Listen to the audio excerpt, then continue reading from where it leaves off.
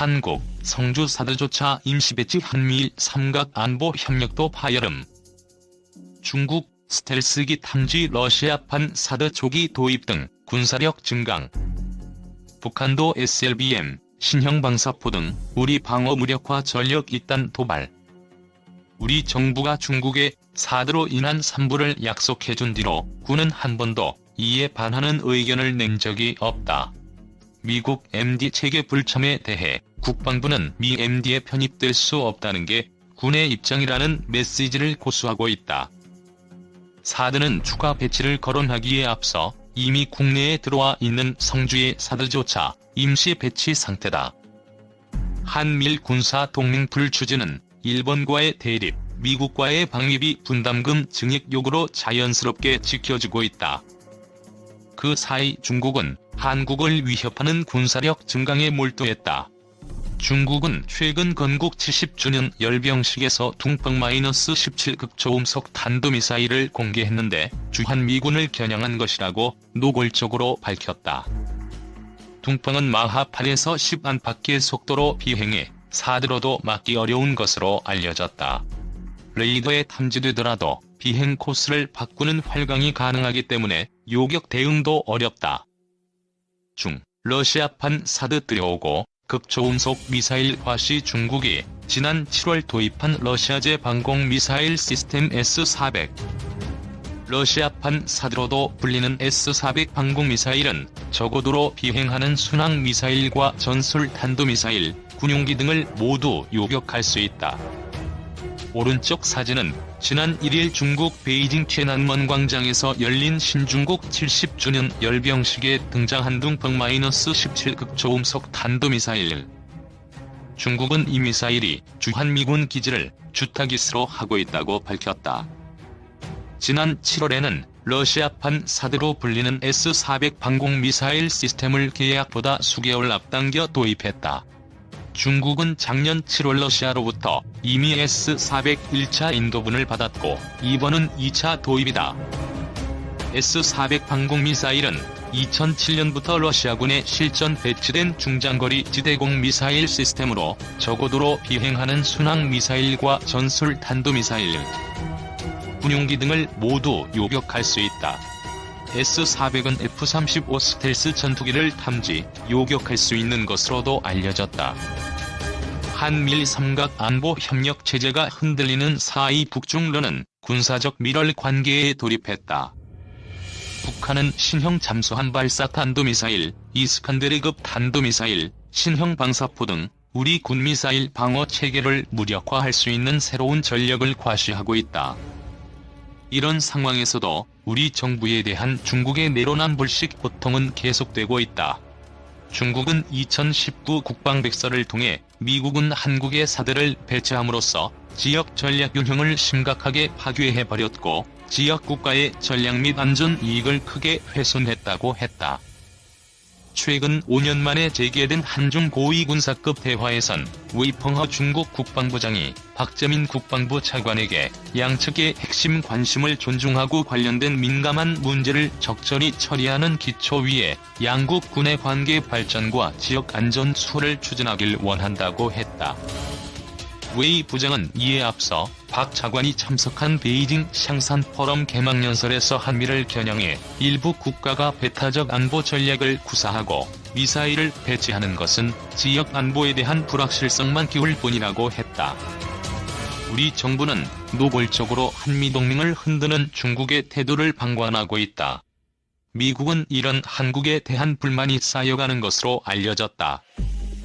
미국은 지난 4월 평택기지에서 사드 전개 훈련을 했는데 이와 관련 군안 밖에서는 미국이 사드 추가 배치를 원하는 게 아닌가라는 얘기가 나왔다.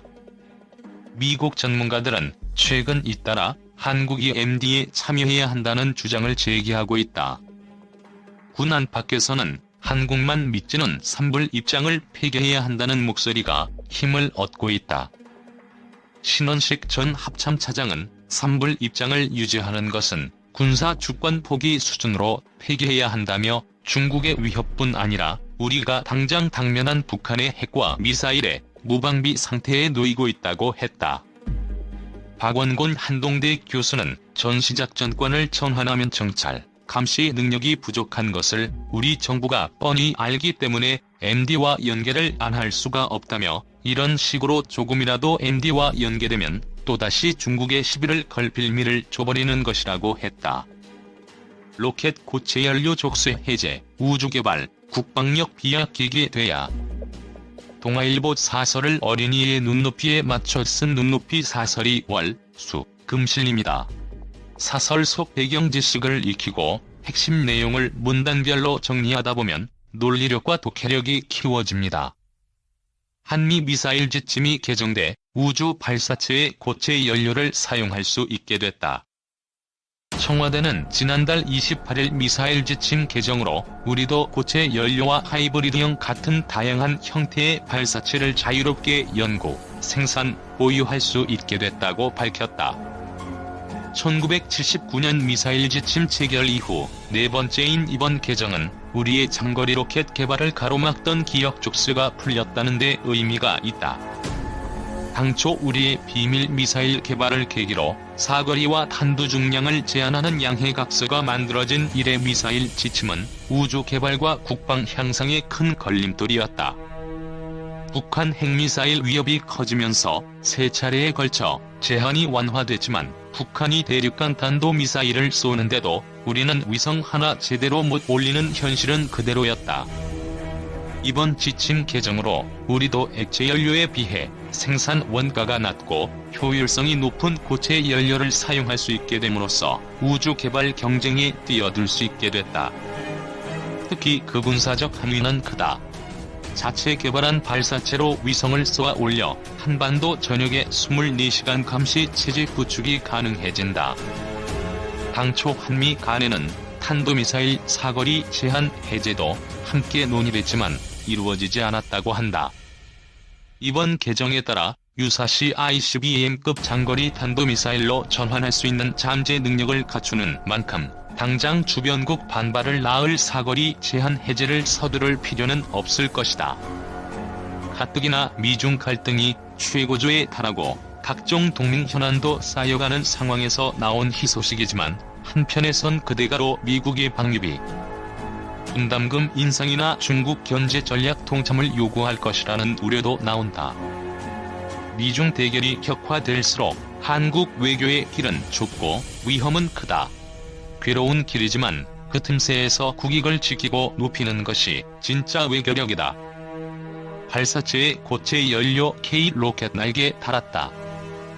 한미 미사일 지침 개정, 로켓 개발 족쇄 풀렸다. 고체 연료 내해부. 발사체에 쓰는 연료 제한 없애 고체 연료, 하이브리드도 사용. 연료 주입 필요 없어. 구조 간단, 제작비 싸고 신속한 발사 가능. 액체 연료 비해 추진력은 약해. 우주 발사체 보조 부스터 활용. 중장거리 미사일, 정찰위성 등 독자적인 군사기술 개발 탄력. 대한민국 모든 기업, 연구소, 국민은 액체 연료 외에도 고체 연료와 하이브리드 등 다양한 형태의 우주발사체를 아무런 제한 없이 자유롭게 연구 개발하고 생산, 보유할 수 있다. 지난 28일 김현종 청와대 국가안보실 2차장은 브리핑을 통해 한국에도 고체 연료 로켓 시대가 열렸음을 전했다. 이날 김 차장은 새롭게 채택된 2020년 미사일 지침 개정을 발표했다.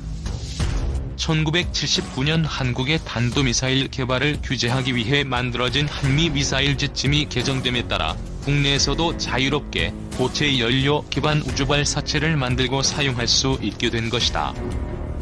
41년 만에 고체 연료 미사일 주권을 회복했다는 해석이 나오는 배경이다.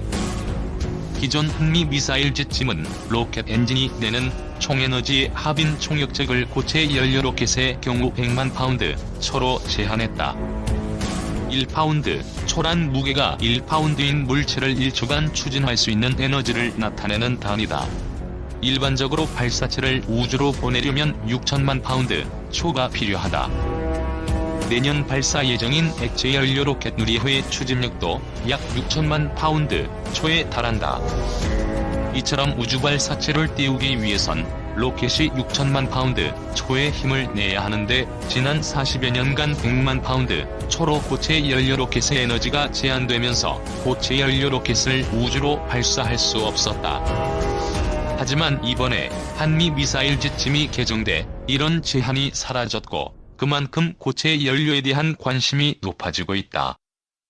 고체 연료 제한이 풀렸다는 소식에 전력기자재 전문기업 비츠로테크와 민수, 군사용 로켓을 만드는 한화 등은 장중 상한가를 기록하는 등 관련 기업 주가도 들썩였다.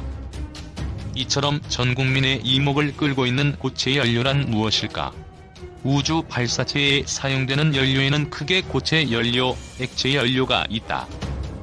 우선 고체 연료 로켓은 엔진 내부에 고체 연료를 채운 형태로 돼 있다. 로켓 가운데에 원통형 모양의 빈 공간이 있는데 이 공간에 불을 붙이면 안쪽 고체 연료부터 연소하며 발생한 가스가 배출되고 이에 따른 추력을 얻는 원리다. 액체 연료 로켓은 상대적으로 어려운 설계의 구조로 돼 있다. 액체 연료 로켓은 1926년 미국 물리학자 로버트 허칭스 고더드가 처음으로 개발했다. 연료와 연료에 불을 붙이는 데 쓰이는 산화제가 모두 액체로 돼 있다. 연료로는 주로 액화수소나 화석연료가 사용되고 산화제에는 주로 액체 산소가 쓰인다. 엔진 송연소 체인버의 연료와 산화제에 불을 붙이면 고온 고압의 가스가 되고 이는 로켓 하단부 노즐을 통해 빠르게 빠져나가며 추력을 발생시킨다. 액체 연료 로켓은 연소 체인버와 노즐을 식혀주기 위해 극저온의 액체 산소나 수소를 부품 주위로 순환시켜야 하고 연료를 고압으로 주입하는 장치도 포함시켜야 한다. 엔진으로부터 분리된 연료통, 연료 연소를 위한 산화제 주입 조절 체계, 가스 분출 경로 제어 시스템 등도 필요해 내부 구조가 복잡하다. 반면 고체 연료를 쓰는 로켓은 액체 연료에 필요한 다양한 시스템이 불필요해 내부 구조가 단순한 게 장점이다. 또 액체 연료 로켓은 발사 수시간 전에 연료와 산화제를 주입한 뒤 점화해야 하지만 고체 연료 로켓은 연료를 채운 상태로 10년 가까이 보관할 수 있어 편리하다. 창고에 보관 중인 고체 연료 로켓을 꺼낸 뒤 점화하면 바로 발사가 가능하다. 다만 고체 연료 로켓은 무게 대비 성능이 액체 연료 로켓에 비해 떨어진다는 단점이 있다. 액체 연료 로켓의 추진력이 고체 연료 로켓에 비해 강하기 때문에 장거리 발사에 유리하다. 현재 대부분 우주 발사체가 액체 연료를 사용하고 있는 이유다. 고체 연료는 크기가 크지 않은 발사체나 적외도 위성에 많이 사용되고 있다. 발사가 간단한 만큼 군사용 미사일에도 많이 사용된다. 유연성 측면에서도 액체 연료가 고체 연료에 비해 유리하다. 액체 연료는 수도 꼭지처럼 사용되는 연료의 양을 쉽게 조절할 수 있고 로켓 운행 궤도를 정교하게 제어하는 것도 용이하다. 하지만 고체 연료 로켓은 사용하는 연료의 양을 조절할 수 없고 한번 점화하면 모든 연료가 연소될 때까지 계속해서 날아가야 하는 단점이 있다. 이런 단점에도 고체 연료 보조 부스터 활용이 크게 늘어날 것이란 분석이다. 현재 선진국은 우주 발사체에 흔히 일단 고체 로켓 부스터를 활용하고 있다. 액체 연료가 핵심 추진력을 제공하지만 소형 고체 연료 로켓을 달아 추가 추력을 더해 전체적인 성능을 개선할 수 있다. 로켓 최상단의 고체 연료 로켓을 더해 성능을 향상시킬 수도 있다. 실제로 2013년 100kg에 달하는 위성을 싣고 발사된 나로호도 1단에는 액체 연료를 적용했지만 2단에는 고체 부스터를 탑재했다. 기존 한미 미사일 지침이 정한 100만 파운드 초라는 제한에 맞게 개발한 고체 부스터였다. 중장거리 미사일, 대북 감시 위성 등 군사장비 개발에도 더욱 힘이 실릴 전망이다. 500km에서 2000km 상공에 위치하는 적외도 군사위성의 경우 대부분 고체 연료 로켓에 실려 발사된다. 그동안 우리나라는 고체 연료를 사용할 수 없어 독자적으로 단 한 대의 정찰 위성도 쏘아올릴 수 없었다. 김 차장은 미사일 지침 개정 관련 브리핑에서 우리나라는 군용 정찰 위성을 단 한 대도 보유하고 있지 않아 눈과 귀가 부족하다는 평가를 받아왔다며 고체 연료를 사용한 적에도 위성으로 한반도를 24시간 볼 수 있는 감시망을 확보할 수 있을 것이라고 강조한 바 있다.